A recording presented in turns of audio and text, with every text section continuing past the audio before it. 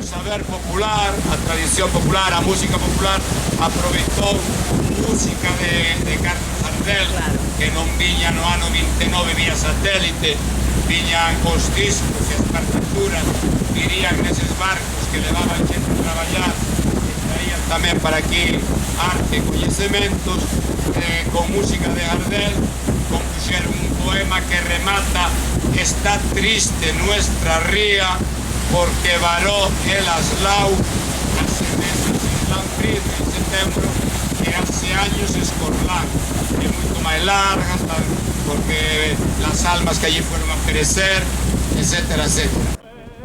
Amigos, díganle que ha sido por su amor que mi vida ya se fue.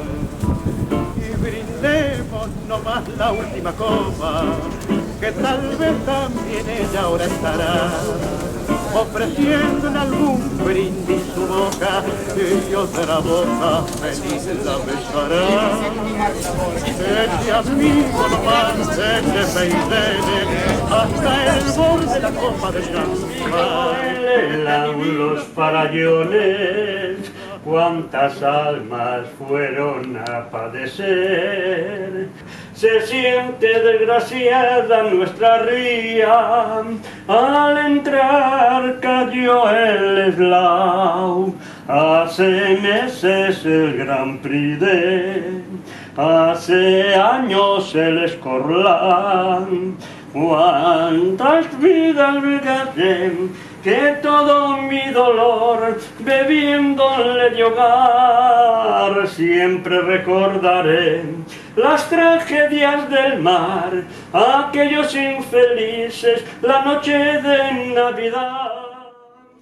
Ese amigo nomás, ese meisene, hasta el borde de la copa de champán, que mi vida se ha ido tras de aquella, que no supo mi amor nunca apreciar. Yo la quise, muchachos, y la quiero, y jamás yo la podré olvidar. Yo me emborracho por ella, y ella quién sabe qué hará.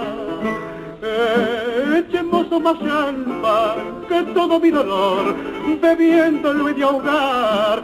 Y si la ven, amigos, díganle que ha sido por su amor que mi vida ya se fue.